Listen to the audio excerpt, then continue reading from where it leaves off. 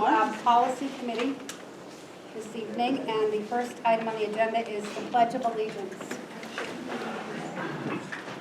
I Pledge allegiance to the flag of the United States of America and to the republic for which it stands, one nation under God, indivisible, with liberty and justice for all. Second item is approval of the April 21st, 2022 minutes. So moved. Second. All those in favor? Aye. All opposed? Policies for first reading. We have policy BHC, Board Staff Communications. It's a review with no changes. However, one member has a question about what an official visit would be under BHC. Where's the state official? No, official visits. Visits to schools. Official visits by board members will be carried on only under board authorization and with full knowledge of the superintendent and principals. Yeah, I was gonna say, I mean, that requires a whole month's wait while the board gets together and decides to take a vote, right? That's what board authorization is. Kyle? Kyle. No, Kyle would say Shane. See, I never realized it said with board authorization. Isn't that something that we just can put in the hands of the superintendent or his designee at the time? It would be if you were making an official visit on behalf of the board. So if you're making a visit as a Rochester resident, that would go through the superintendent and the principal. But if you're acting on behalf of the board, you would need a board vote to act on their behalf. So if you, because I know there's board members recently that have gone and toured the Could you give me an school with the example of what that would be? superintendent. That just involved reaching out to the superintendent, says, It did, unless they were, you know, if you specifically said, you know, Matt, we want you to go to the high school and look at such and such, you know, if he was an expert in something. And then that would be something that the board would authorize him to do.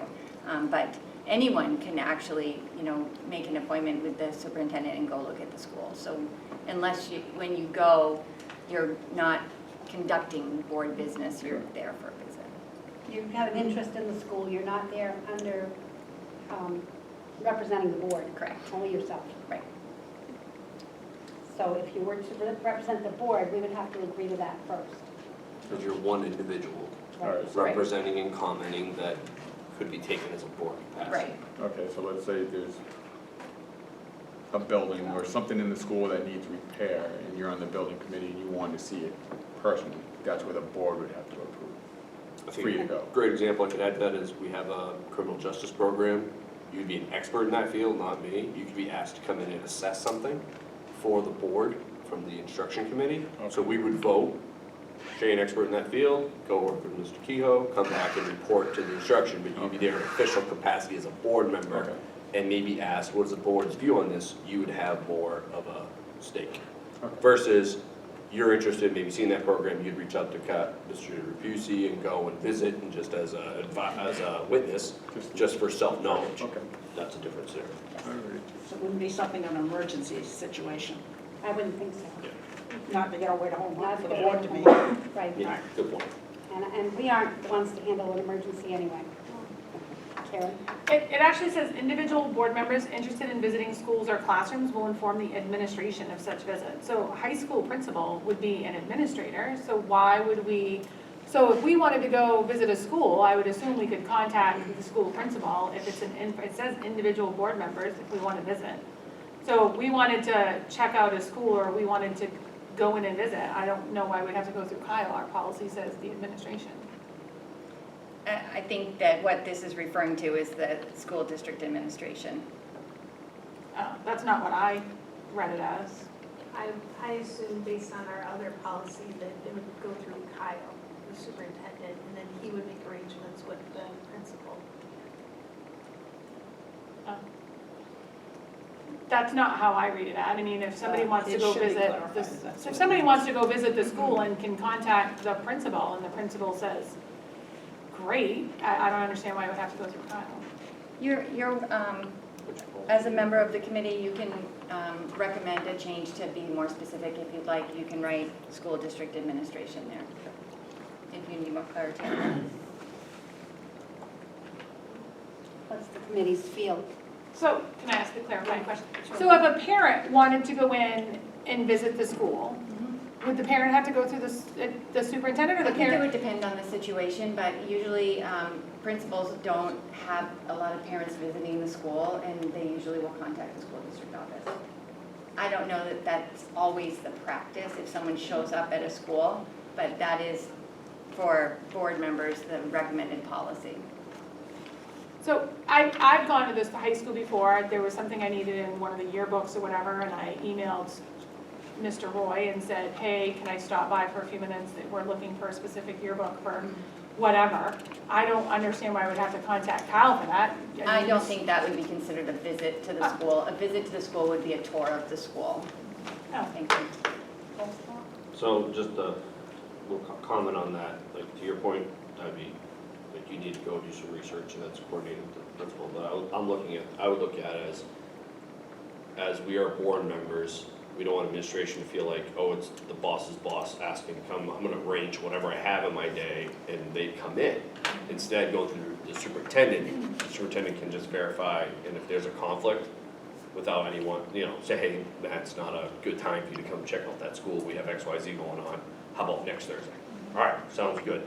That way there's no implied position of power making the administrator change something they didn't really need to. That's all. And just to clarify, it was when we were discussing the mascot, and I wanted to look at when things were changing or whatever. So, I mean, Yeah, I different. I asked, think that's a you have all the different yearbooks?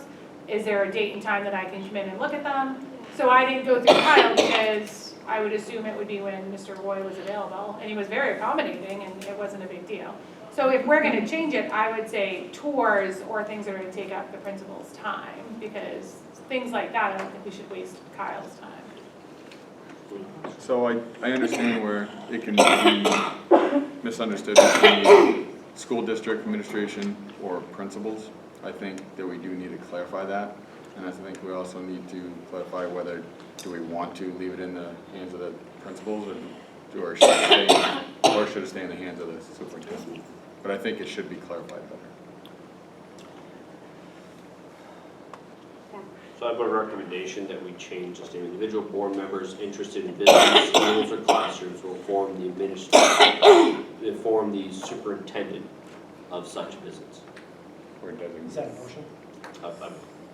I put a recommendation because I figured it'd be a discussion of, and I'll make a motion that, thank you for clarifying, superintendent or designee, Or just in case, he could be on vacation. good point, of such visits. Wish I had a copy Where- for it. Where would that sentence go? I just repeated the first sentence under visits of schools, and I removed the word administration of such administration to superintendent of schools or designee of such visits. I would change visits to tour. Because again, if we just wanna go see something at the school. Well, visiting schools or classrooms, and it does say in the next sentence, such visits should be regarded as informal expressions of interest. Such affairs as not inspections or visits to supervisor or administrative purposes. So it does just, I want to go check X, Y, Z out, and the court, if you go through the superintendent, you're good. That's what I was looking for. Doesn't have to be a tour. As a motion? Mine was a motion, she seconded, and now you have discussion. I think if I put my feet in the shoes of the superintendent for a moment, and I was aware, and I found out after the fact that one of the board members was in the schools without his knowledge or without my knowledge, I think I'd take a little pause, at least just knowing that a school board member was in a school. Maybe there's something wrong, maybe I'm wondering, are they investigating something on their own? Just for knowledge, not necessarily for approval, but at least acknowledging that, yeah, well, okay, a board member was in the school, is there something I need to be concerned about? The superintendent runs the buildings, and knowing that as a board member who's in the building is certainly something that's important. And I fully support at least notifying or asking the superintendent, whatever the appropriate word would be, that the superintendent should know when a board member is in a building.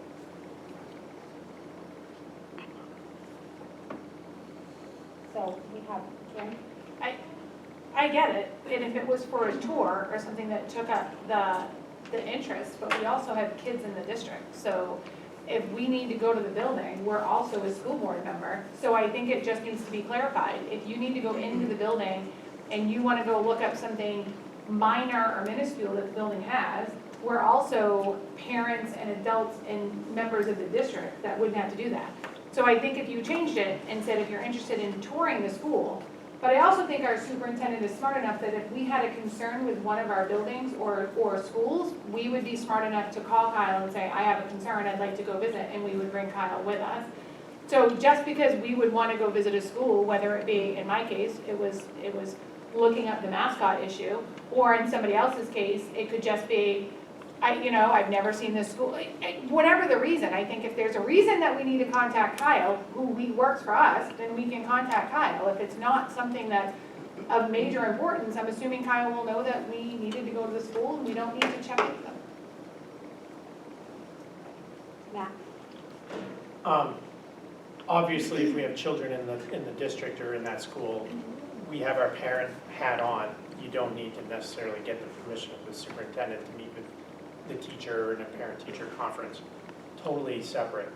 But if you're there investigating this or that, I have seen school board members who have been on the aggressive side over the years, who will take every inch they can to go in, observe, criticize this and that and whatnot. And I can think of one in particular who's no longer on the board from years ago, who would criticize, and who knows where they're talking about, oh, I saw this in this school and this in this school.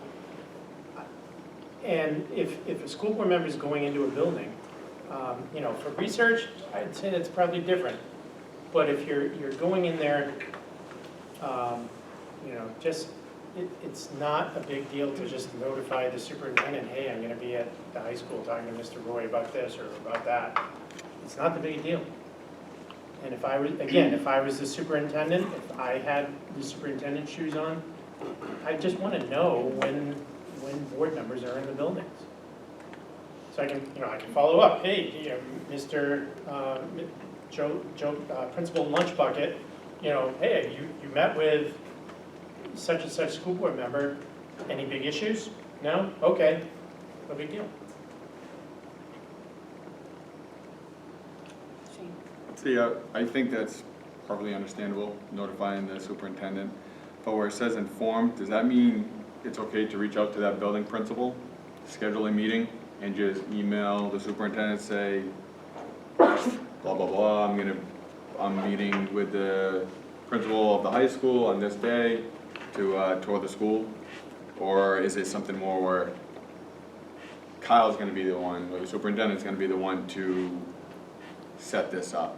Because right now it's just informed. Informed could be just sending an email, I'm gonna be in the school this day.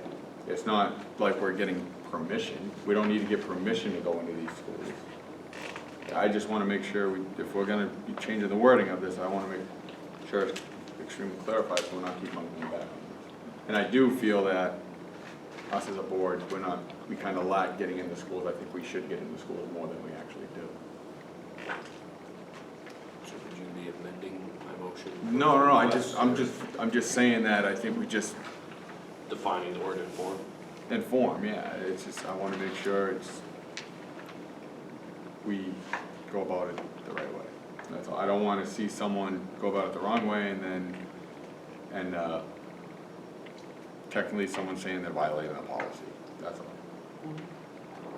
I think that the feeling of this policy, starting at the top of the page, is that all communications go through the superintendent. And I think that's a Good point. basic policy that the board members have to follow, that all communications are through the superintendent, because he is our employee. And to let him handle his employees, Correct. and to inform his employees that the board might be visiting. I think our job to communicate is through the superintendent. No, I would I just still want to make keep, sure we're on track. I would still keep my motion the same, because in some other ones, it does mention superintendent. So I would keep my motion the same, it just reinforces the first sentence of that policy.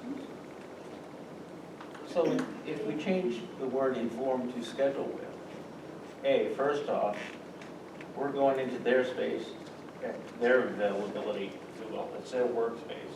So if we schedule with the superintendent or the administration, right? So parties involved, no, they're setting up the time, what's available for them. So change inform to schedule. Say with your motion. Then if you're scheduling something with somebody, it's also a form of notification. No, is this something where you can schedule it with the principal, since they're the running that building, because we all have the principal's email the principal, and you get something set, and then email the superintendent, say, I scheduled a visit with the high school. Is it something like that be okay? My feeling is that's backwards. Okay, well, that's why, I just wanna make sure it's That's fully, just my I just wanna make sure we fully clarify this, so. Sarah? Yeah, I mean, I take it as the policy is intended to mean all communication goes through the superintendent. So if you want to go to visit a school, then you reach out to Kyle first. He'll then reach out to the building administrator to look at the schedule and find a time that works for both parties. It doesn't necessarily mean that Kyle has to be there for that visit, but he's at least aware of it and is in the loop with that. So I really feel, based on this policy, I would like to keep it, that it goes through the superintendent. He needs to know what is happening. And, you know, no matter what your name is, if you're a board member, you're a board member. So you might think, well, I'm just going as a taxpayer or a parent, but you still have that board member title, and, you know, it can be looked at that way by a building principal. So I think it's important that it goes through Kyle, or the superintendent. I have a suggestion. I think it would read much better if it's individual board members interested in visiting schools or classrooms will inform the superintendent or designee of such interest, not of such. Inform them of the visit means you've already set the visit. But if you inform them of your interest, then it's in the superintendent's hands to arrange it. I think that's better. Yeah. I don't think it's perfect. It seems to me you ought to go to the principal first, because they understand what their daily schedule is and what the hullabaloo is going on in their building. And that, it seems to me, under these rules, the principal isn't empowered, not empowered. I think they have to inform the superintendent. No, I think All we, communications has to go to the I superintendent, think so I we think should they have inform to. the superintendent. I don't think we should be putting a principal in a position of, it can be intimidating when you have a board member, and I know there are board members in the past who've been very intimidating. I don't think that's the position we want our principals to be in.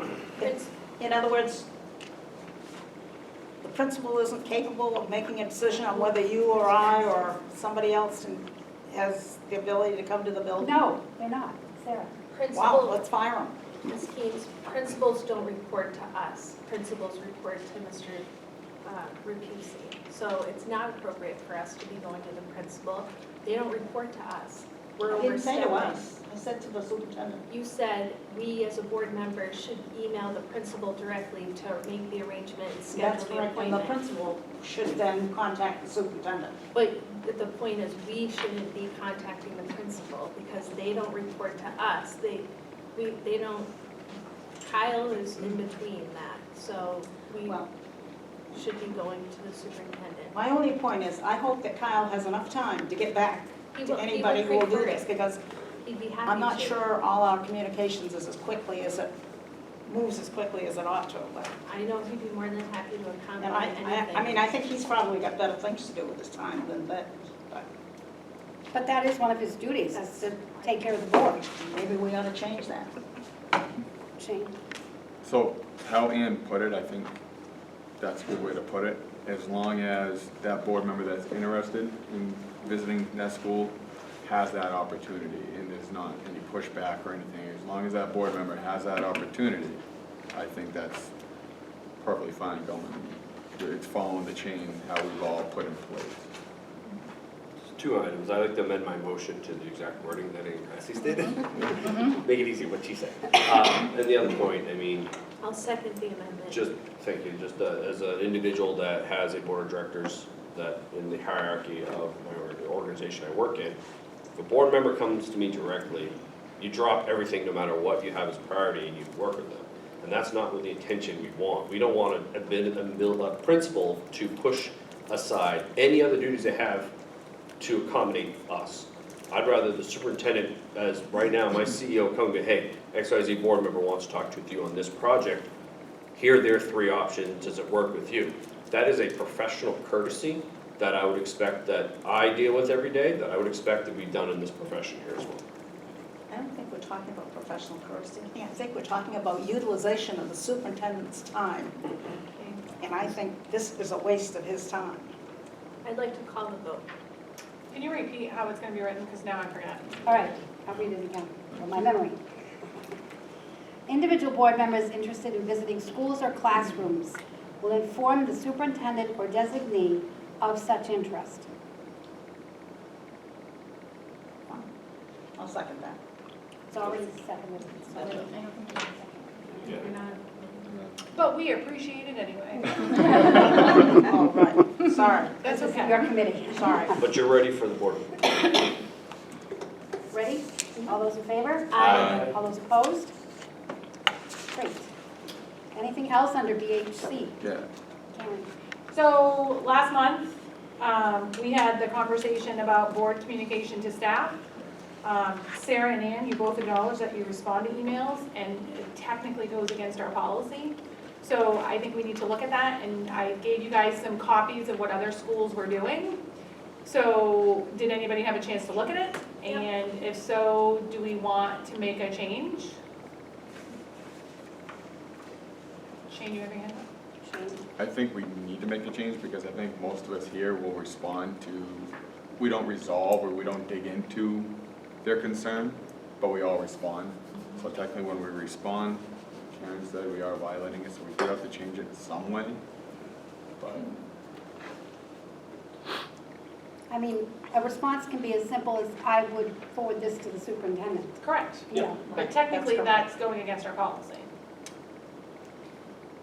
I'm not saying that I'm saying we should have the right. If a staff member wants to call, we should be able to say, here's your chain of command, those type of things. And in the policies that I handed, that I showed, there are policies that does say, board members shall not initiate or listen to discussions of personnel related, like, we can be more specific. But I just want to be clear that we've acknowledged that we are breaking our policy, so, and we agree that we should be able to say, thank you, I'm passing it on, or whatever. If that's the case, I think we need to change our policy. So I liked the one from SAU 50, I don't mind reading it if anybody wants me to. Who's 50? I don't know who 50 Rye, is. Greenland, Newcastle, Newington. Say that again? Rye, Greenland, Newcastle, Newington. So, do you mind if I read it really quick? It's really quick. An official I'm sorry? So please do. Okay. An official communication policies and/or directives of employee interest and concern may be communicated to employees through the superintendent and/or designee. Board members shall not initiate or listen to discussions of personnel-related matters, staff complaints, or grievances other than in accordance with established board policies and regulations or in accordance with existing collective bargaining agreements. So basically, it's giving us the authority to say, thank you so much, here's your chain of command, I'm passing it on. But it stops us from talking about anything, and it also stops us from initiating a conversation. So we can't email a staff member, but somebody like our librarian personnel that emailed us, if we responded, we're going against our policy. So that type of thing, if we changed it, would allow us to be able to ask a pertinent question, or would be able to say, we're passing on your email, but it would limit us where I think we need to be limited. So I would make the motion to change it to this verbiage, if somebody wanted to second for discussion. I'll second. Can you read? Do you want me to read it again? Yeah, can you read one more time? An official communication, all official communications, policies, and/or directives of employee interest and concern may be communicated to the employees through the superintendent and/or designee.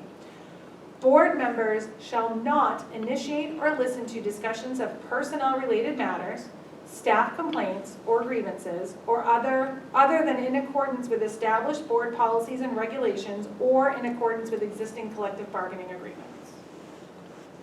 So again, we cannot email a staff member, we can only respond to a staff member. I do have one question about that. If that employee complaint is about the superintendent or his designee, how does that go about? The chain of command, my assumption would be that they come to the full board. I think, We don't, correct. one board member does not get to make any decisions Correct. for the full board. It's in one of our policies. Correct. So we could say, I can bring your concern to the full board, or I would advise you to email the full board. But we wouldn't be able to, we could listen to enough of the complaint to give them guidance, but not to say, you know, you couldn't even tell them what to do. You could Correct. say, this is Okay. your options, Or I just- pertinently. For clarification, Karen, I just want to make sure we have it right in the minutes. Are you replacing the first sentence in the understaffed communication to the board with that, the sentence from SAU 50? Yeah, because I think the second all sentence where it says verified. the superintendent will employ all such media as are appropriate to keep staff fully informed of the board's problems, concerns, and actions, I 100% think that's under Kyle's responsibility. Just to clarify, you're referring to the bold section, board communications to staff. Correct. I do not believe we should start a communication with staff, but I believe that we should be able to respond. And again, I also want to say that staff also has a right to communicate about ESSER funds or where money is being spent. And those communications could go to the board and should potentially go to the board if we're talking about budgeting or whatever. And I do think that it's within our rights and fiduciary to respond if, and the response again could be, I received your email, thank you so much. That's what it should be, all the time, to be honest. And then direct it to who. And direct it to Or the tell them their chain superintendent. of command, or, yeah, I mean, but with the Kristen Sturdivant email, I mean, I wanted to ask questions, but I was really concerned with, am I allowed to respond? Like, what books do you want? Or, you know what I mean? Like, those type of things, as long as it's not related to personnel issues, we should be able to ask clarifying questions if we're sent emails like that. It had nothing to do with, We could direct them to the committee level too. Well, I think that Sorry. goes into, sorry, I think that goes into a whole different area, because if you're engaging in more dialogue to get clarification, I'd hate for, like in that case, you're getting more information that really should be shared to the entire board. Rather, thank you, I'm gonna send this information to the superintendent and look forward to your future presentation with more detail that we're gonna wanna know. Because if you knew like the list of books and we didn't, then that would be something that we all should know, right? well, you might not, you might only want to care about the bottom money. You might only want I to care know I about the always care total. about the dollar amount. Right, so it may not be something that you care about. It may be somebody that does care because their child's going to high school or their grandchild or, I mean, I get, that's just my example. Like Ms. Sturdivant wasn't able to be here. So she sent that PowerPoint or that presentation and said, if you have any questions, feel free to let me know. At that point, if a board member had a question, I don't think it would be out of their realm. And then if they wanted to share, like I think this is pertinent information, you know, you then send that to Kyle and ask Kyle to share it with the full board. Because again, I think any information that you get that you may think the full board has should go through Kyle. Can we also direct them, if we know what committee it falls under, direct them to that committee as well, like, or is that kind of So just stepping a over? quick point of order, I know a good conversation about staff communication to the board, but our motion is for board communications to staff. So before we get off on a tangent and forget what that motion was, should we clarify We that first? probably should, Oh, yeah, so Did you- Yeah, because we're talking about, you know, just We're before we get talking- into the opposite, let's there, finish there's the a one. bullet for each one here, Yeah, both back and forth. so we have motion Which I think we're second. gonna try to stop the back and forth, right? It's really the idea, right? Yeah. Which I think Karen's recommendation that she did the research on clarifies that. So I think we're ready So to I would vote. call a vote on replacing our board communications to staff with the one that Karen has presented us with. All those in favor? Aye. All those opposed?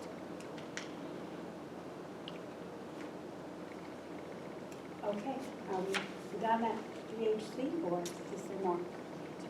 I just wanted to clarify that they sent us an email, we obviously pointed in the direction of the superintendent. Can we also point them in the direction of the committee level meetings where they can also, or is that overstepping, is that violating the policy?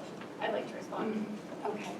So it says in our emails that if a staff member they're supposed to email Kyle, and then Kyle can email us, which I don't disagree with. I think, you know what I mean, like, if a staff member wants to.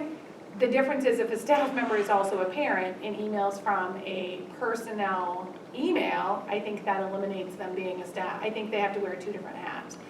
But I think if a staff member wants to communicate to the board, unless it's something where they've gone up the chain of command and they have informed Kyle and they're using their chain of command, I would think that would be the only reason why they shouldn't be able to go through Kyle, because I think Kyle should know what's going on. Unless it relates to an issue with the superintendent. That would be the only, unless you wanted to clarify that. But I think if a staff member is emailing us, I think Kyle should be aware of it because he would be before us in the chain of command. So that's my opinion. And then if they do email us, then it goes to board communication with staff. And we've already clarified that there's certain things that are off limits, but you can tell them the chain of command or whatever. And sending it to the superintendent is where the agenda is set for our meetings, for our policy meetings, for our committee meetings, for our board meetings. So that would be the appropriate place. Anything else on BHC? If not, we'll move on. You called for a vote, but Oh, did we did vote? we take it? We did. did. Okay, We good. did. All right, I thank was you. gonna say, did I not do that? Yeah. You had all yeses. It was There was no okay. no's. Oh, yes. No no's, got it. No no's. All right, thank you. Not the no-nos, no-nos. Thank you. Okay. Mrs. Gressel, we have We an have another addendum. policy under first, we have an addendum under first reading. Number one. Yes, policy GCD. Brought at the request of a board member. And I'll let him, There's two copies, there's one we should be looking at. One's the tracking copy, one's and the one is tracking the copy. One's the So we current should- copy. Thank you. Current copy is the bigger print, the finer I thought font is the tracking copy, I believe. it fell under the background check. Both the red showing you I what thought it they would added. fall It's under on the the back. Yeah. This So, is a Did the different. same thing. so the policy that got, that we discussed putting on the agenda was GCD, because what the request is that we have drug testing for all new hires. So we were investigating that, worked with the School Board Association, and were advised that that should actually be a change to GBCD, and that this policy should refer to GBCD. So this policy got put on the agenda after, during investigation, we found it should probably be a change. We can reference that and point people to it, and it's hyperlinked in there, Karen. Thank you. And then if you decide as a group, and you can talk about that right now, if you decide as a group that you do want to go forward with changing GBCD to include pre-employment drug testing, then the School Boards Association will draft legal language for us. I can add it to that policy and we can bring it for first reading at the next meeting. But I need to see what your intention is before we do that. Did you include GBCD? It's hyperlinked here, it's not on the agenda. Okay. I don't, yeah. Matt? Sandy, did I hear you say we do drug tests? We do not. Okay. There's only one school district in the state that does. It's SAU 53 in Pembroke, and I'm sure you remember in 2016 there was a significant incident. So I did a poll of the state superintendents today quickly, and their feeling was that unless there was a pressing issue or need that they didn't, it's very costly and they didn't do it. The other thing is that a lot of the districts on the seacoast pull teachers from Maine. And Massachusetts, yeah, so they were concerned with, would it be discriminatory because, you'd have to excuse them from that drug test, and would you not excuse New Hampshire? I disagree. You can't, just because it's recreational in those states, you can't, it doesn't matter. It's, unless they have the medical marijuana, where they need it for medical reasons, and they can prove that. That same thing goes with people that are on Adderall or Ritalin. They'll be excused, but you can't just excuse someone in mass because it's recreational over there. You can't, sorry, you have a job, you gotta do that job, and that job doesn't let you do drugs, plain and simple. Question. Karen? Have we ever, since you've been working here, had any issues where any kind of drugs have been found in our school by a staff member or anything like that? Well, I couldn't comment on any personnel issues. Not by name, but have there been an issue? I really can't comment on that. Okay, That's so baloney, but that's okay. I guess You could ask maybe in the personnel committee, and you could discuss it at that time, but I would not be able to. So I guess my thing is, if there is a concern, I mean, how much is it to drug test? How much would that Well, cost? It's about $125. There are no major concerns for, that I'm aware of. I don't know, I mean, you have a different perspective, and I'm not advising you either way, I'm just giving you the facts. So I did ask Jerry how many new hires that we had last year and how many open positions we have this year. Last year it was 169, this year is 170, so it's about the same. That does not include substitutes. So if you implemented a change for next year, you would need to amend your school district budget by between $20,000 and $25,000. And that would only fall under new hires. It would be new hires So only. current employees, we can't force No, them after the fact. It would be a collective So- bargaining issue. Right, Yeah. right, so now you get into contract issues. Yes, correct. And the drug, they would be tested on, it's a 7-panel drug that gets sent out. It's not just marijuana, it's narcotics, it's amphetamines, I feel this is pretty important. These people are working with the students in our city, in our district. I think it's pretty important that we hire these people, and we're having issues with background checks. And we can't get those back soon enough. We gotta hire them before the background check's back. At least with the drug testing, you get that back with less than a week. So I think it's important we take this extra step to do this. Matt? I don't think the use of drugs among our staff has risen to an issue where we need to spend $25,000 or whatever to drug test all new hires. Certainly, yeah. I mean, is it a concern that one of my children's teachers might be using narcotics? Absolutely. But until it raises alarm bells, it's not an issue in our buildings. I don't see the need to suddenly do it, and especially if only one district in the state does it. It's not as much of it doesn't rise to the alarm bells that I think we need to start doing that. Well, let's be honest, we don't know if it's an issue because we haven't actually drug tested anybody. So we might be saying that we don't think it's an issue, but we really don't know. The second concern I have is we've hired a lot of people for resources on drugs, where kids are dealing with parents being on drugs. For us to say that we don't think that a staff member could potentially come in here and be on drugs, I don't know that I can't say that with certainty. And I'm glad you clarified. So we're not just testing for marijuana. So that could be a parameter that we don't care about. But I think the problem is we have a drug issue in the state and in other states. And I would hate for us to have an issue and then make the decision like SAU 53, was that what it was? It was, yeah. they made the decision because they had, it sounds like, and I don't know the details, they had an issue or they had to. I would rather be preactive than reactive. So I think do we have an $80 million budget this year? Can you, 89? 70, so it is $70 million budget to spend 20,000 to make sure that our kids are safe. I mean, I don't know. I think it's definitely worth thinking about. Dave? I think, for me, it would be great if other districts did it. What this does is put us at a hiring disadvantage.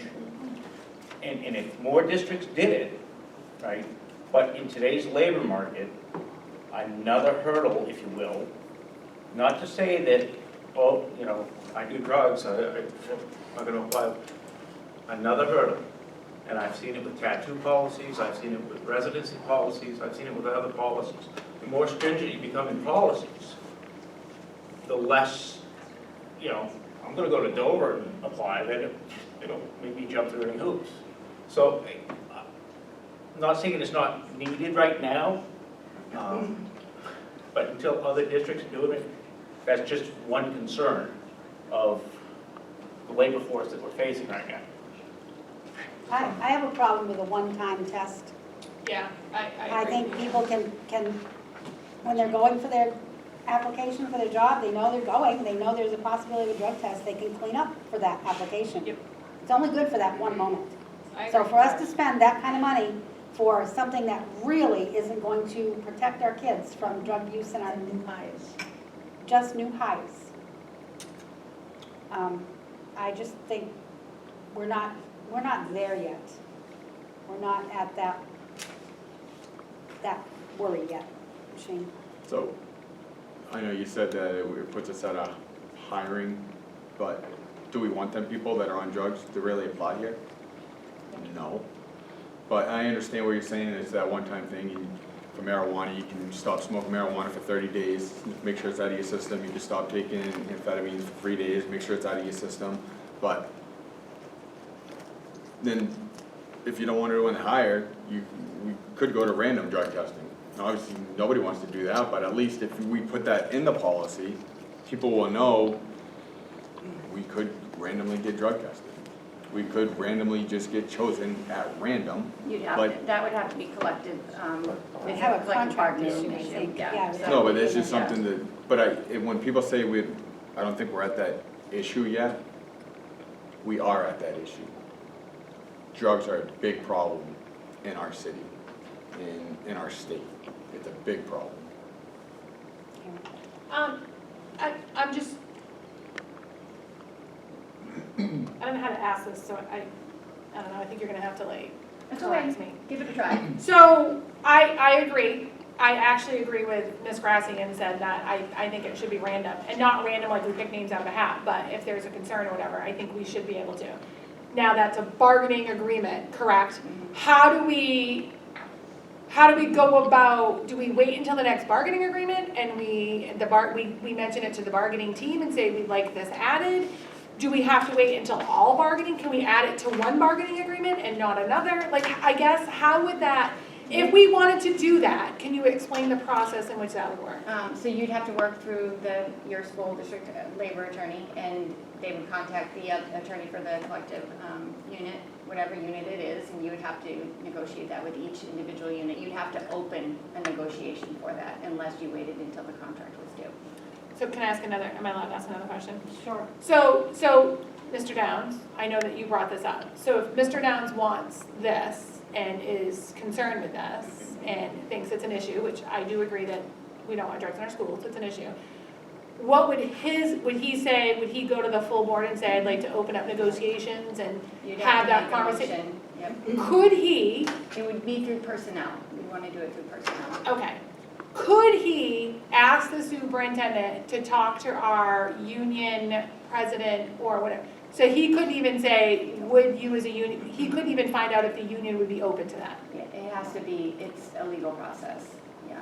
So it would have to go through, our attorney would contact Terry Donovan, their attorney, or, whatever attorney is representing. I think she represents the paras and the teachers.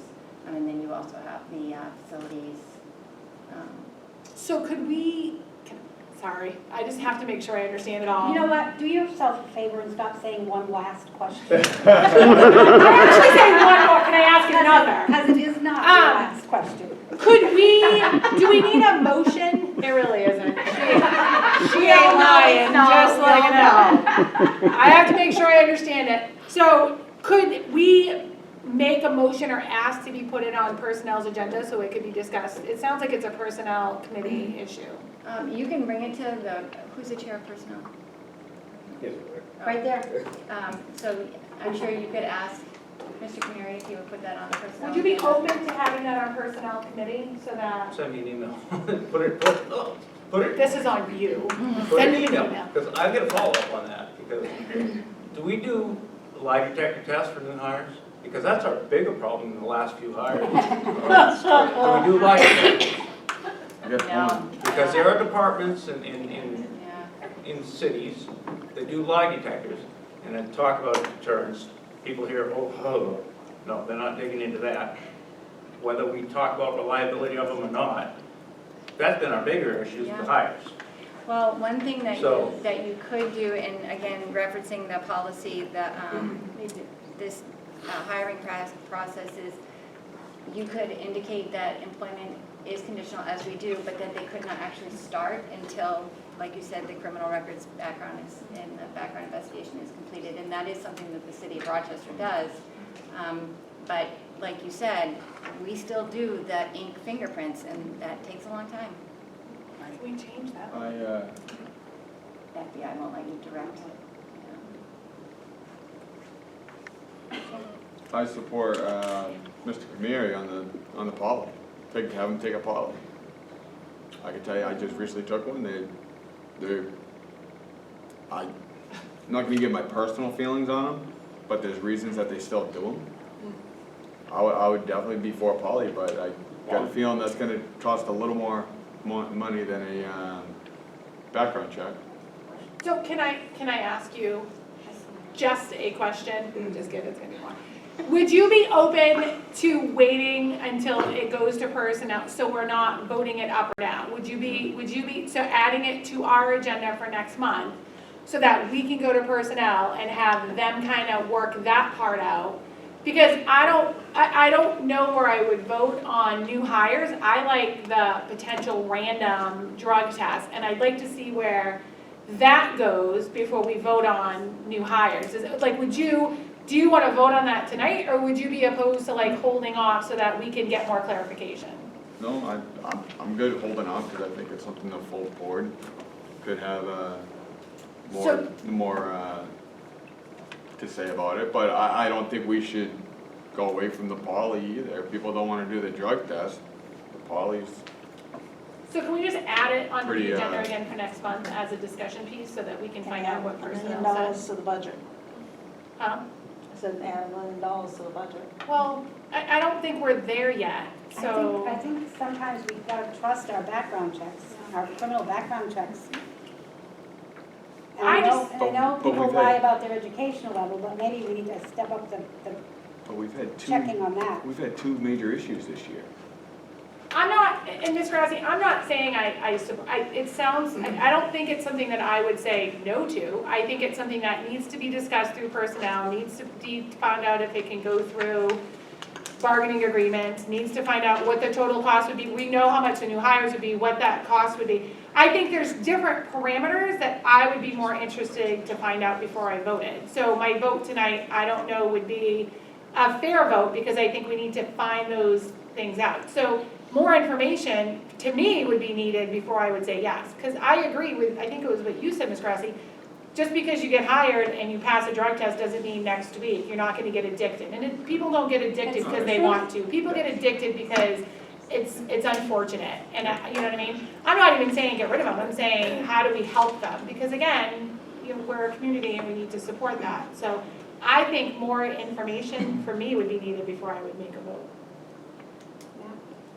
We currently have a policy, GBEC, which is Prohibition of Staff Use of Alcohol or Drugs. And I think before we do anything, or if you push it off to whatever committee, include that along with any discussion. But Can you repeat it? What is it? GBEC.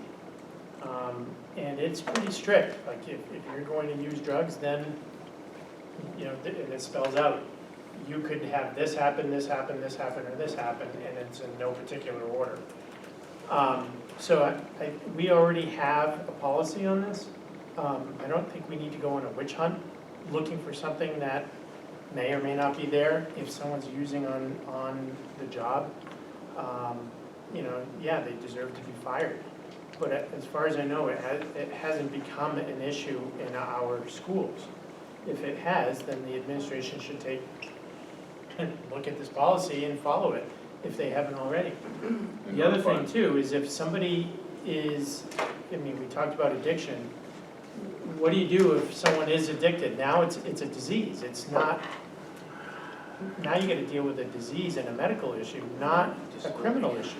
So now you're gonna discriminate based on a medical issue or No, it's this or that. discriminate if they come to you before you find out. But if we find out that they're on drugs first, no, that's not, now they're gone. They didn't come to you for help. I don't know if I It was works, finished. it works I that don't- way. I don't believe I was Sorry. finished, but regardless, we're on a witch hunt looking for witches that may not even be there. And I think, I don't know what necessarily started this. Does it deserve a discussion? Fine, if people want to discuss it, we can have that discussion. But I think we're spending a lot of time on stuff that we should move on. Matt has his hand up. Thank you. Whenever you look at companies, whenever an organization starts adding step one, which in this case, step one is drug testing hires. Outside or internal staff are gonna go, that's step one. I know what step two is. Now, there are some, and there's actually a good chunk that you won't realize, that there are honest people that do not take drugs, do not abuse anything, but when they start seeing their rights being invaded on a personal level, that it's screening and extra, and they're like, I don't like it, I'll go to another district, I'll leave. Because there are other options, and there's plenty of vacancies out there. So I'm gonna warn the board that you will actually lose the staff that you don't wanna lose by doing something like that. And that comes from my 20+ years managing people. So, I just want to say, I actually support Mr. Downs bringing something forward that he thinks is important, and I think calling it a witch hunt is a little bit unfair. He finds it important, and as a board, if a board member thinks it's something important, I think we should be a little bit more professional to not call it a witch hunt and say he's actually being an active participant in our board meetings, and I think that's slightly unfair. To what Mr. Bolio is saying, I guess we could look into SAU 53 and find out, because now they have that policy, did they lose a lot? Is there a way to find out how much staff they lost or didn't lose? No, I don't think there is. That it's not actually a policy that they have, it's a practice, and it's part of their pre-screening employment. And the person that was let go, and it's public, it's in the paper, was a heroin addict that became a heroin addict after she was employed. And it did, like you said, Mr. Downs, started with pain medication. So they implemented that policy, or practice, and they changed, I think that they do what you said, and it's the 7-panel, and they exclude certain things, but it does, unfortunately, the reality is it does deter people from applying there. I have 2 children that work there, so, and it's a challenge, and I don't think it's because people are necessarily addicted. I think that it is, something that the teachers in our state are very passionate about. Not that it's a bad idea. I'm not saying it's a good idea or a bad idea. I'm just giving you feedback. And I thank you for that. And again, it's not a concern that was on my radar, but as a board, if a board member thinks it's a concern, I think doing our due diligence, not voting right away, but looking into it, finding out what the cost would be, finding out what the potential backlash would be, finding out what the board thing would be, all these things are unknown. But again, I just want to be clear, if it's a concern for one board member, I kind of think it's kind of on my radar now. I think it should be a concern that we need to look into and do our due diligence. So the feeling would be to move this to personnel rather than vote on it here? Yeah. Do we have a vote? Do we have a vote in a second? Do we have a motion in a second? There's no There was motion. no I'm gonna motion. motion We have that good we move discussion, this. we're gonna go to personal. Okay. So we need a motion for that?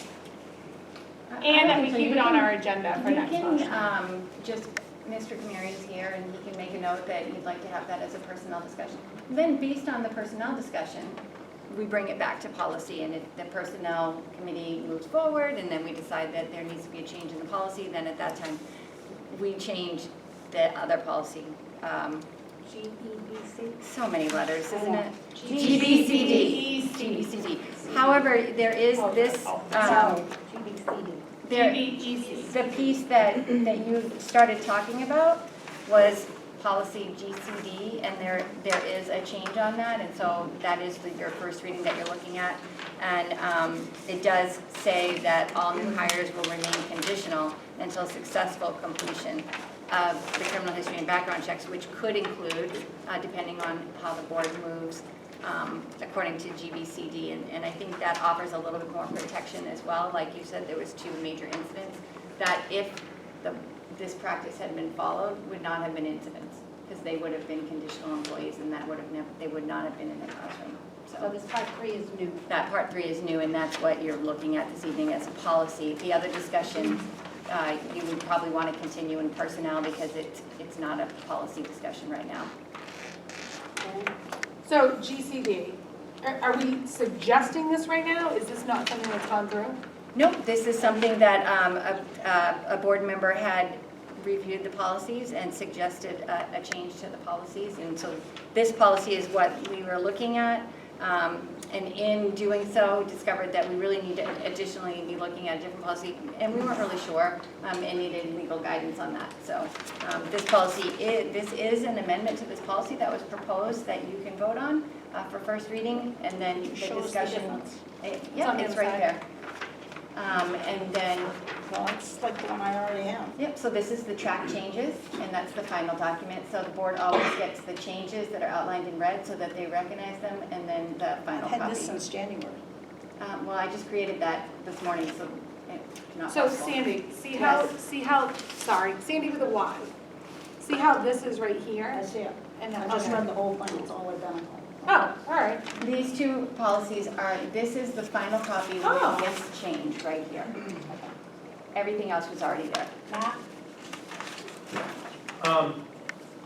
Seeing we've had issues with at least one teacher who wasn't truthful on his application for certification. Do we need to spell that out, or is that part of RSA 189? It is part, and I think that issue has been addressed through personnel. And, you can continue to have this other discussion, but those issues in the hiring process that needed to be shored up, were shored up. Shane? I just want to note, I understand not many school districts drug test, which blows my mind because I'm working with students. But we have students in high school, they have part-time jobs, they had to take drug tests, whether they had to go to Dunkin' Donuts or, it's actually part of a normal process now. For most jobs, they drug test because of how big of an issue it is. So, yeah, I think it's absolutely crazy that the school districts in this state do not drug test. And I really don't care other districts don't do it. They're not Rochester. It's okay to be different. Karen? So does this means all hires? That means teachers, substitutes, paras, Yes. like anybody? Anyone that we hire, all So- new hires. So the would concern remain was, conditional. okay, so are we gonna hire earlier? Because like the conversation I believe was, we can't do this because our background checks are gonna come back, we're not gonna be able to start in September. You know, So- I think that's a decision that you have to make as a board. You do get late hires, every school district in the state does. You'll get a resignation in the middle of August, you'll get a new hire, and the background check might not be back yet. So that's what you're deciding if you move this forward, that until you get that information, they cannot be in the classroom. Or do you want to continue the other practice? So that's what you're discussing in this right here. So I'm gonna, Sarah? So my concern is when we hire in May, it's taken 3 months, or when we hire in June, it takes 3 months to get it back. So we might not be able to open our buildings or a building if we don't have the staff to be there for supervision. So I don't support holding them, not reporting to work while the background check is pending. Otherwise, we're gonna be looking at remote learning. Say that again. Childcare is under this. We can't start people to work until the background check comes back. I support it. We cannot, and it takes us a good 4 weeks. And we have to have live scan, we can't use ink. I ask a question about this background check. Are those, for all the people that we've approved in the last 3 months at our meetings, have those I don't know requests if they're back already yet. gone out to the state for background check? I have no idea when they go out. It would depend on when they came in and got fingerprinted after they're approved. We use the ink. We're not fast on our point. We can't expect the state to be fast on So- their response. You said you use live scan. Why can't we use live scan? You can, they just have to go to a live scan You location. have to go and to a they're- live scan They've added, location. I think 13 more to the state. And you can't get an appointment. Wait, do we for know 3 where, weeks. Well, DMV. under, say that again? I believe DMV is location. well, if they go to live scan, why can't we make it in our policy? It's mandatory for them to go to live scan. Can we talk to live scan? I'm sorry, my hand was raised. There are Can apparently we- only 4 or 6 live scan units in the state. Right, but can we communicate to live scan that it's a school and ask if there's a set It's time the where they can state. go in or The state. no? Oh, it's Police. at DMVs. They do, It's at yeah. DMVs. It's Postal Center US.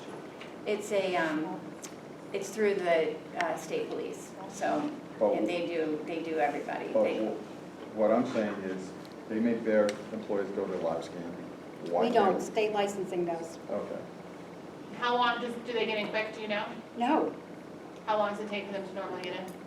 3 to 4 weeks for an appointment.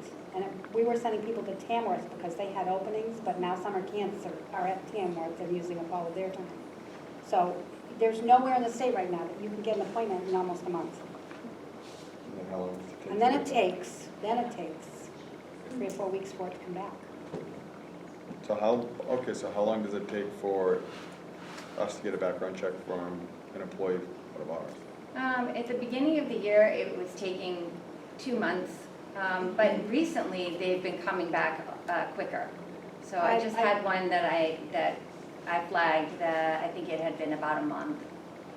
I think they're trying hard, but they're They are short of trying staff hard. as well. Yeah, And I it's, get that. and we send people that are Rochester residents, we send them down to the Rochester PD, which Yeah. sometimes they have to sit and wait if they're doing an intake, they can't take them in. That can be a little quicker, but not much. Is that the ink? Nope, It's live the- scan. So the Rochester PD has live scan? It's called AFIX, yeah. It's an AFIX machine. But it takes time. Pretty- Even at the state, at the DMVs, they're only scheduling 3 or 4 an hour. we just purchased the scanner, so that we don't do ink anymore. And then it'll take picture, and that just, it shores up the accuracy, so when still has to go and be physically read in New Hampshire before it goes to the FBI. But it does speed up the process a little bit. Hit me, make me awake. Is your hand up for a reason? Just a comment on live scan, it is great, I have to do it for my mortgage license, but the problem you run into is when you have a volume, there's only one location in Rochester that you can go to, and you book an appointment, and it wasn't of a fault of that business, it was just every person that had a real estate license had to get all renewed last year, so we're all trying, in our real estate, with a mortgage license, you had to book and go, and after you had a crisis, you couldn't make it, so it's just, that time, sometimes it's easier to do it in the district office. So it's just one of those things. It's all demand. Last question. Just kidding. That was a joke for all of you. So if we hire somebody, Sandy with an IE, if we hire somebody from a different school, can we go under the assumption that they've had a background check? So I guess for me, You can assume that they had a background check and that they were fine when they worked there, but you have to redo it. so I guess the concern for me is, I like part 3. I would be willing to amend it saying if they're coming from one school, the assumption could be they've had a background check. If they're a new hire from out of state or they've been out of the school district for a year, or, you know what I mean? I think that's when we should hold them to this. And that would be a good compromise, because if Sarah, you work at a school, said school, and you're switching to other said school, the assumption is being, because you are working for the district at you are at, that you have passed a background check. If Shane decides tomorrow that he wants to go in the school district and has never worked and is not working in the school, that would be more of a concern for me than a teacher. Could we make that amendment? You know what, I'd need to check on that with our attorney, because I don't know if that would be discriminatory. I'm giving preferential treatment to certain candidates. Oh. All right, so can yeah, we look but into that? I Yeah. can, absolutely. Do, check I it. mean, with that, does that make sense if you've had a background check and? Well, you can commit a crime the day after it passes, so, Well, But you could do that if you're working at said school or if you start here, but. yeah. Right, Matt? You put a lot of trust in a previous school district Yep. to do it correctly. And now that person would be working for us, and so you've put a lot of trust in that they've done it correctly. I don't know if I would support that. I don't know. And that's real, then you've got to verify that they worked and they're currently working. In childcare, they're giving us cards, 5-year fingerprint cards that are good as long as you stay in the field of childcare. It's good for 5 years. But if you've been out of the field for 6 months and try to go back in, you have to get your fingerprint card all over again. I mean, it's ridiculous. We've driven ourselves crazy without the infrastructure needed to carry it out in this state. Unfortunately, historically speaking, school districts in all states have a habit of pleading something down and moving you on. And so you set yourself up for taking somebody, that doesn't have a felony conviction. Superintendent gives a great recommendation, and you've just hired someone that actually did commit a felony level crime that was pled down, so they didn't lose their certification. So I think you're taking a very big risk in assuming that somebody's walking in the door and they have a stellar past. That's true anywhere, though. I know. That's not. But you're only concerned with what goes on in your school district and your students, so you're the board and you can decide how you want to move forward. so, Matt, you said we're putting a lot of faith in another district. It's better than just having someone walk in the door that's just got done working at some other job, so it's better than nothing. But also, the issues we had this year, 2 pretty big issues. I think this board has to do something to fix our policy so this stuff doesn't happen again. I think that we've addressed that in the practices and the policies that we have. These need to be followed more carefully, and all steps need to be adhered to, and I think when that happens, that you won't have the issues that you've had. But one was a drug felony that we would have never found out until the background check was back.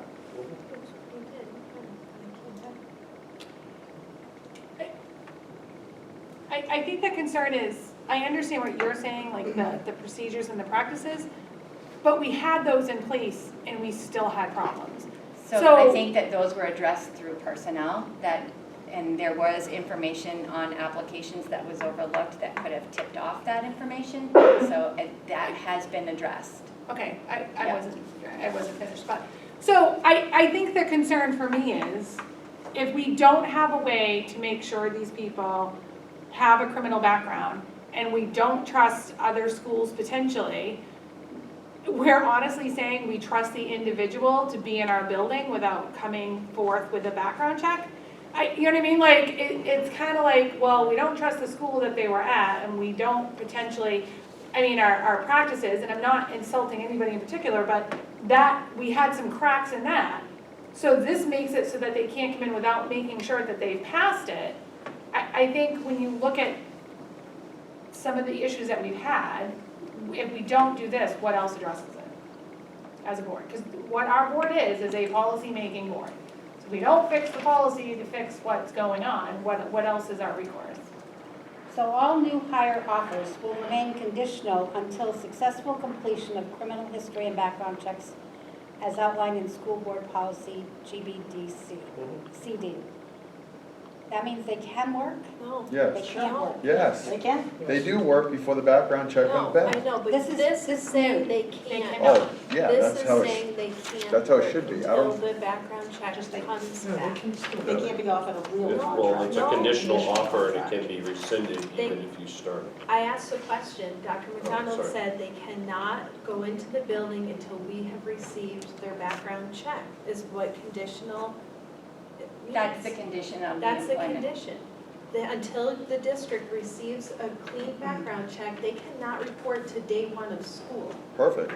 Well, That's not how Until I you don't read it. have enough. until you don't teachers have to the open a building. number of staff. And that's not good for those teachers who will clearly pass the background check to not be able to start with their students on day one. That's a concern. That's when you set your procedures and meet the kids, the parents, like, I agree, it's going to be very difficult. it's a flaw in the system. It's not a flaw in our policy. The issue is the turnaround for the background check. It's not a flaw in our policy. It's the timeliness of getting the background checks back. We already have a lot of open positions as it is that may not all be filled by September. I'm really concerned with the ones that we do have filled that now won't be able to report to work on day one.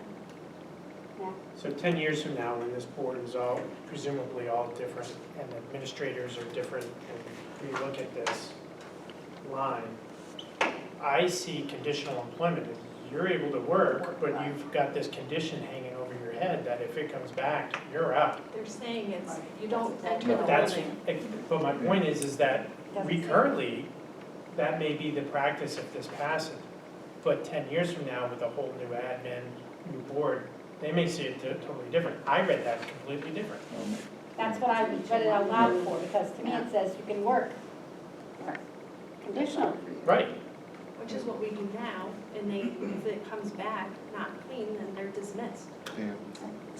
So I just recently had a conditional offer, job offer. I could not report to work until all my stuff was done, my background check, my, everything else. That's, after everything was all done, as long as everything passed, I was able to report to work. So that's how a conditional offer works. You don't- Sometimes. Not always. That career is covered by overtime for vacancies and whatnot. We don't have overtime, we don't have an overtime pool of teachers to put in front of students. Well, I And we understand can't that. leave students in a building unattended. But the safety of our students should come first, and hiring a felon, I think, is a big problem.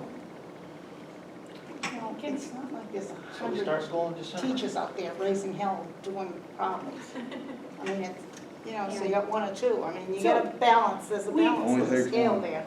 So we've hired have we already hired our people for next year? No, there's, There's a lot of vacancies. yeah, 109. more coming.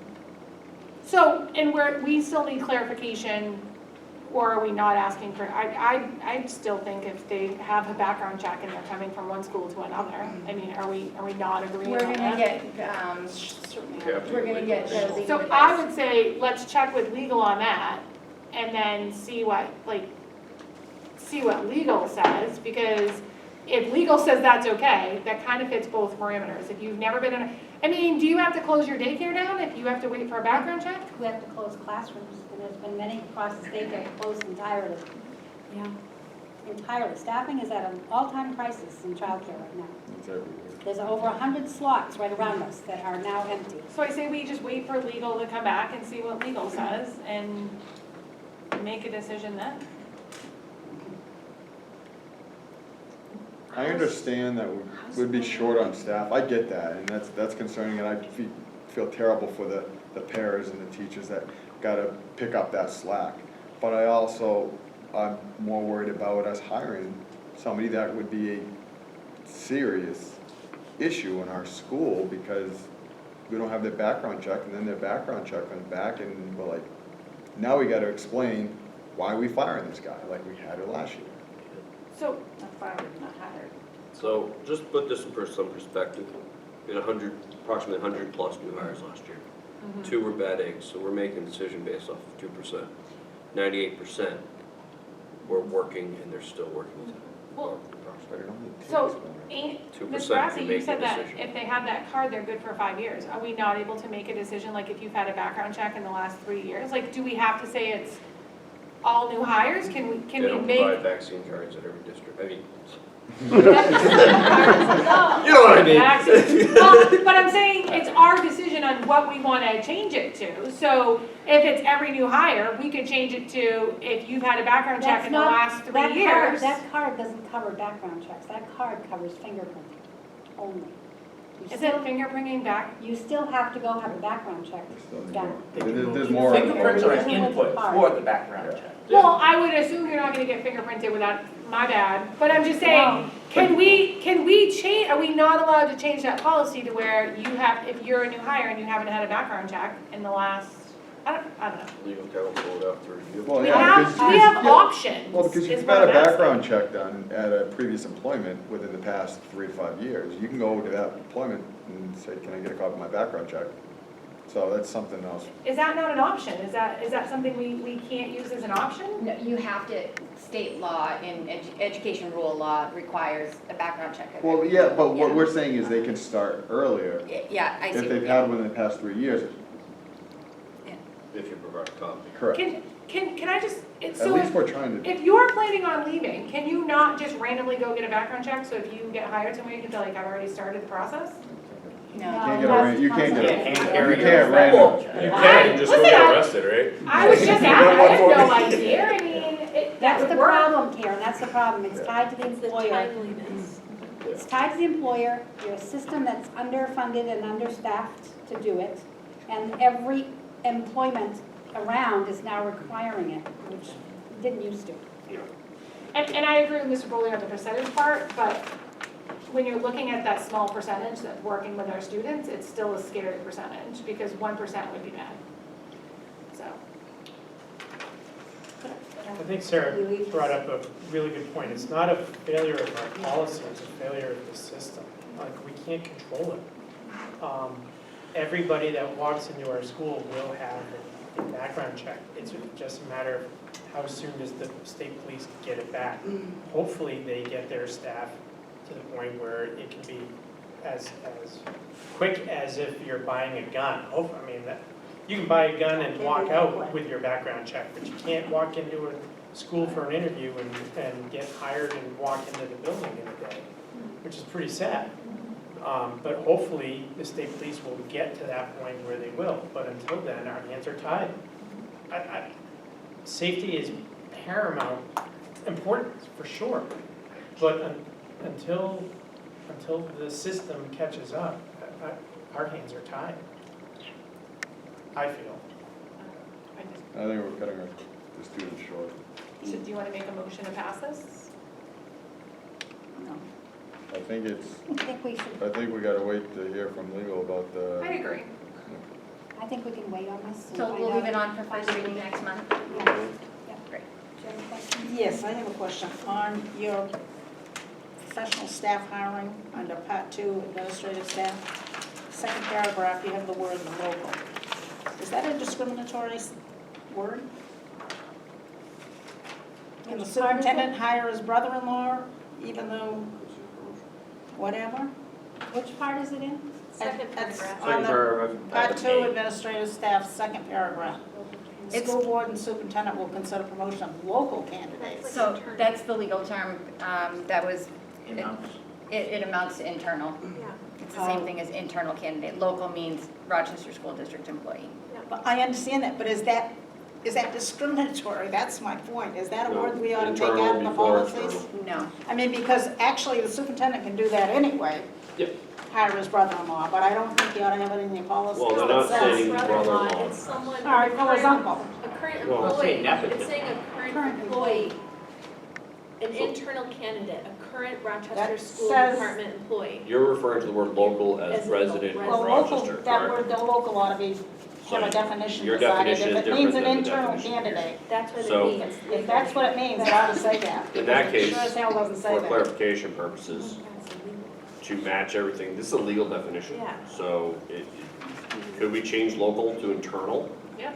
Right, Yeah, that would we be, can. that would be preferable from my point of view of reading it. And the other thing I wanted to say was that the background check is only as good until that person screws up 3 weeks Yes, I later. had a major in the state police say So- that to me Right. when I was in the legislature. You know, I They're only mean, they good could for the get into moment. trouble in August, before Right. Thanksgiving, and Right now. You can have one today and go up to Right. Las Vegas and create a hullabaloo in Las Vegas. So, Mrs. Grassi, we're going to leave this on the agenda as first reading, and we can propose the change from local to internal during the first reading next month. Great, Yeah, just clarifies. perfect, good, Right. thank you. What's next? okay. That's all for first reading. And you've used your last question. We're still in Yeah. policy. That was a joke. Policies, I remember. Policies for second reading, policy EEA, student transportation services, minor changes. Policy EEAE, school bus safety program, minor changes. And policy EEAEC-R, student conduct on buses, bus regulation, minor changes. There's no additional changes since we last met. Make a motion to accept and move to the board. Second. For, Second reading, and, adoption. okay. I'm glad you're here. Second. He takes very little prompting. All those in favor? Aye. All those opposed? Good. 5-year plan, we're just in a holy mode on 5-year plan, I believe. Yes, ma'am. And I can't come Monday night, so I'm just telling you that. Public comment. There is a member of the public here.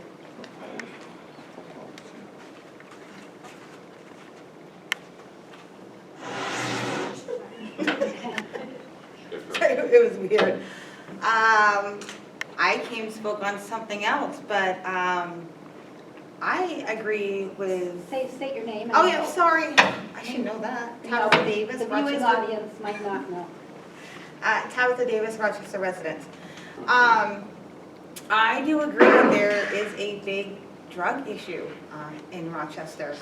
I did work for the district, and they do tell you when you have to go for your drug testing and when you have to go for your fingerprint and your background.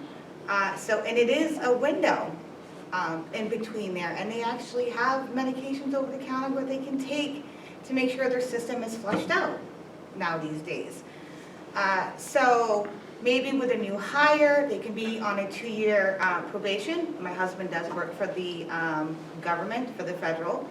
And he literally was on a 2-year probation when he first started. Random drug testing. They can do more background checks if they wanted to. Maybe that's an option. I mean, there's just all kinds of things. And it is true, people can go to Vegas or some vacation and totally get into trouble. We don't know that. Do we have a great staff right now in our district? Absolutely. I know hundreds of teachers that are in our district, and I think they are great. If they've been in our district for 20, 30, maybe even 40 years, do we really need to do that for them? I mean, it's hard. I'm in my 30s, and there are people who are 50, 60, totally different generation. I have young kids. My oldest is 21, totally different generation on living. So I do see your guys' concerns, and I do agree with you all about background checks, even, what was it called that you brought up? Yeah, polygraphs. I mean, great. I think this meeting was great tonight. And another thing, what I came for is we all agreed when we were running for school board that we wanted transparency with parents, staff, and students. So, I mean, if a staff member wants to email you about an issue that they're having, I personally feel that maybe as a board, but forwarding it to the superintendent, I'm going to tell you, the superintendent has all kinds of emails, phone calls, meetings. I even still have emails for the past few months that I still haven't gotten back yet from the superintendent. So how long is that going to take with a staff member? I think we all wanted transparency for the staff, and I think you guys should be the first people that the staff goes for. Thank you.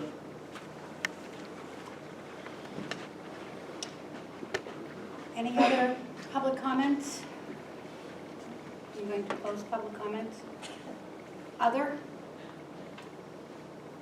I do have one question. Where is the, where do we stand on staff with DV, domestic violence, charges and convictions? If they're charged with, let's say over the weekend, where do we stand on that? If we find out they got into and they got arrested, and now they have a domestic violence charge hanging over their head, They- where do we stand? Do we wait for a do we do anything? Well, you with wouldn't the fire them conviction? until there was a conviction, Okay, but so there is something in place where if there's a, Mhm. okay. Any other? Motion to adjourn. So moved. Second. All those in favor? Yeah. Aye. Aye.